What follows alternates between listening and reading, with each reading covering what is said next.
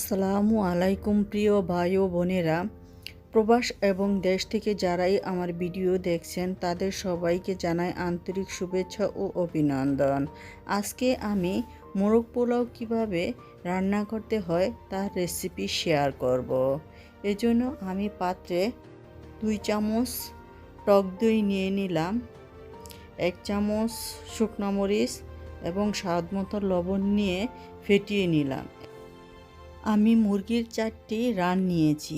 এখন এই মুরগিগুলো টক দইয়ের সাথে মিশিয়ে নিব ভালো করে। তারপর ঢাকনা দিয়ে ঢেকে রাখবো আধা ঘন্টার জন্য। এখন একটি পাত্রে পরিমাণ মতো তেল নিয়ে নিব, সাথে 1 চামচ খাঁটি ঘি দিয়ে দিলাম।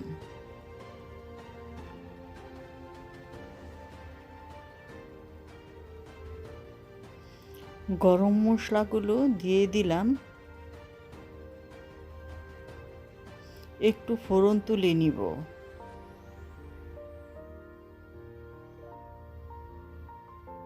এক কাপ পেঁয়াজ কুচি দিয়ে দিলাম। এই পেঁয়াজ কুচিগুলি এখন তেলে ভেজে ব্রাউন কালার করে নিব। স্বাদ মতো লবণ দিয়ে দিলাম। লবণের পরিমাণটা সবসময় কম দিবেন, কারণ আমরা টক দইয়ে লবণ দিয়েছিলাম।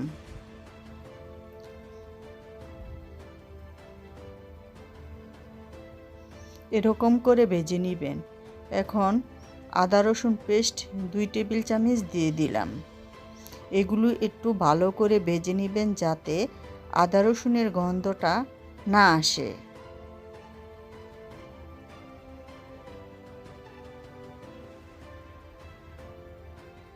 জিরা বাটা দিয়ে দিলাম,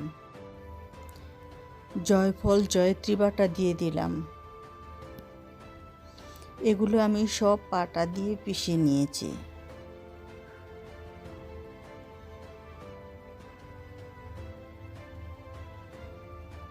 এখন একটু ভালো করে কষিয়ে নিব। কাঠবাদাম বাটা দিয়ে দিলাম, পেস্তা বাদাম বাটা দিয়ে দিলাম, একটু পানি দিয়ে দিলাম। এখন এগুলো কষিয়ে নিব। ততক্ষণ পর্যন্ত কষাতে থাকবেন। যখন দেখবেন যে তেলটা উপরে ভেসে এসেছে তখনই মনে করবেন যে এগুলা কষানো হয়ে গেছে। এখন মুরগিগুলা দিয়ে দিচ্ছি। আমি কোনো পানি ব্যবহার করব না। এখানে যতটুকু পানি আছে তা দিয়েই মুরগিটা রান্না করব। এখন ঢাকনা দিয়ে ঢেকে দিলাম। 5 মিনিট পরে ঢাকনা উঠিয়ে মুরগিগুলো নেড়ে দিলাম। আবারও 5 মিনিটের জন্য ঢেকে দিলাম। 5 মিনিট পর মোটামুটি আমার মাংসটা হয়ে গেছে।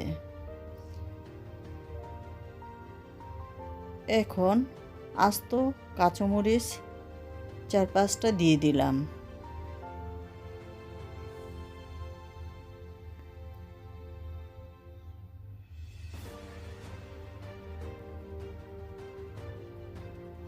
আলু বোখরা দিয়ে দিলাম কয়েকটি।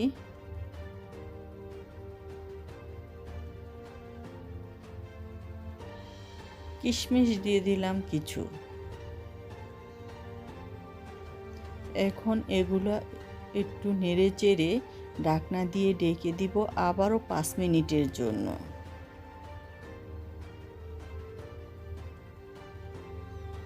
5 মিনিট পরে বন্ধুরা দেখো আমার মাংসটা হয়ে গেছে।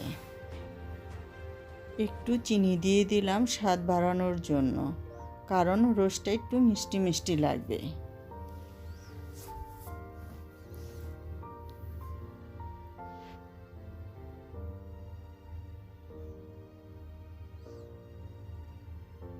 ডিমগুলো দিয়ে দিব উপর থেকে।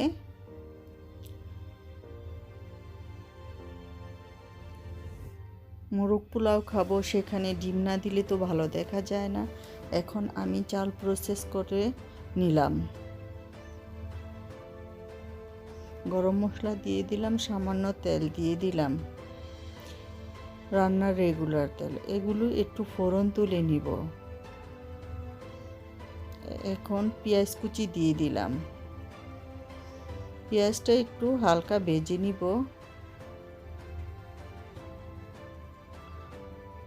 শাহি জিরা দিয়ে দিলাম। হ্যাঁ বন্ধুরা, পোলার চালটা যত ভালো করে ভেজে নেবেন আপনার পোলাওটা ততই ঝরঝরা হবে।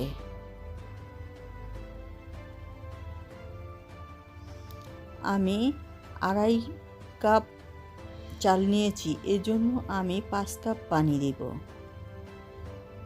4 কাপ পানি আমি গরম পানি দিয়েছি, আর 1 কাপ পানি আমি গুঁড়া দুধের সাথে গুলিয়ে দিব। মোট 5 কাপ পানি দিলাম। যারা নতুন বন্ধুরা রান্না করবেন তারা একটু কমিয়ে দিবেন।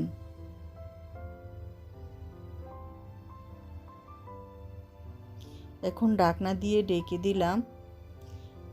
আমি যেই মুরগিটা রান্না করেছি তার থেকে কিছু ঝোল উঠিয়ে রেখেছি। কিশমিশ দিয়ে দিলাম, কাঁচামরিচ দিয়ে দিলাম। এখন সেই ঝোলটাও দিয়ে দিলাম। এখন একটু নেড়ে চেড়ে দেব। ঢাকনা দিয়ে ঢেকে দিব দমে রাখার জন্য। পোলাওটা হয়ে গেছে, একটু নেড়ে বসিয়ে রাখবো। হ্যাঁ বন্ধুরা, এখানে একটি টিপস আছে। যারা নতুন একেবারেই রান্না করতে জানেন না তারা কিন্তু নিচে রুটি বানায় যেই তাওয়া দিয়ে রুটি সেকে, সেই তাওয়াটা নিচে দিয়ে নেবেন। আমি কিছু পোলাও উঠিয়ে নিলাম। এখন মুরগিগুলো সাজিয়ে দিব।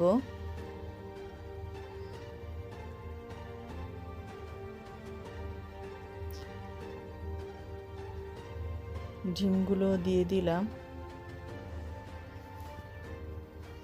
এখন যে পোলাওটা আমি উঠিয়ে রেখেছিলাম লেয়ারের জন্য, সেটা লেয়ার করে দেওয়ার জন্য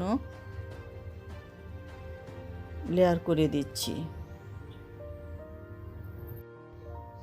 মুরগ পোলাও রান্না শেষ। আমার এই চ্যানেলটি কারো যদি ভালো লেগে থাকে তাহলে লাইক, শেয়ার, কমেন্টস করতে ভুলবেন না। আর আপনাদের এই লাইক, শেয়ার, কমেন্টস আমাকে উৎসাহ যোগায় নতুন নতুন রেসিপি তৈরি করার জন্য। এখন উপরে 1 চামচ ঘি দিয়ে দিলাম, আর সাথে কেওড়া জল দিয়ে দিই। আপনারা সবাই আমার পাশে থাকবেন, তাহলে আমি আরও উৎসাহ পাব। আপনাদের জন্য নতুন নতুন রেসিপি নিয়ে হাজির হব। ধন্যবাদ বন্ধুরা, ভালো থেকো।